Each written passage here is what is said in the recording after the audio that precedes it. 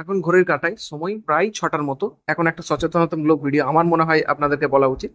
Emergency পুরোপুরি ফাঁকা, তবে সকালের দিকে এতটাও ফাঁকা থাকে না। ম্যাক্সিমাম সকালের দিকে স্ট্রোক যাদের হয়ে থাকে সে সমস্ত পেশেন্ট আছে। এখন স্ট্রোক কি জিনিস? না, স্ট্রোক হলে আপনারা সিমটম দেখতে পাবেন, অর্থাৎ বৈশিষ্ট্য দেখতে পাবেন শরীরে একদিকটা অথবা দুদিকটাই দুর্বল হয়ে গেছে, অথবা কথাগুলো যেন জড়িয়ে গেছে আগের থেকে। জেনারেলি এটা বেশি যারা বয়স্ক 40 বছরের ঊর্ধ্বে, 50-60 তাদের ক্ষেত্রে বেশি হয়ে থাকে, তবে কম বয়সী মানুষের ক্ষেত্রে হতে পারে। যদি প্রেশার প্রচন্ড বেশি থাকে, সেটাকে যদি রেগুলেট না করা হয়, এক্ষেত্রে এটা হতে পারে। এখন আমার তথ্যটা দেওয়ার বিষয়টা এটাই যে বহু মানুষ বিভিন্ন সিমটম নিয়ে ইমার্জেন্সিতে আসেন, কিন্তু একটা জিনিস ভুলে যান, সেটা হচ্ছে আধার কার্ড। মনে রাখবেন, ইমার্জেন্সি থেকে যদি হাত ভাঙার জন্য আসেন, স্ট্রোকের জন্য আসেন, যে কোনো কেসের জন্যই আসেন না কেন, যদি এক্স রে করাতে হয় অথবা মাথার সিটি স্ক্যান করাতে হয়, আধার কার্ড কিন্তু ম্যান্ডেটরি, আধার কার্ড লাগবেই।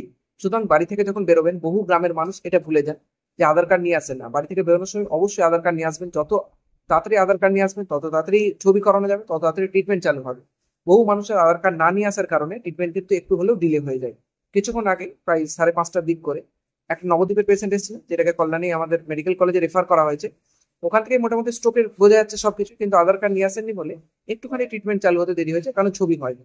সুতরাং পরের বার থেকে আসলে অবশ্যই আধার কার্ড কিন্তু নিয়ে আসবেন, যাতে ট্রিটমেন্ট ভালো করা হয়। আমার মনে হলো বহু মানুষ এটা নিয়ে জানেন না, সেই কারণে জাস্ট একটা সচেতনতা ভিডিও।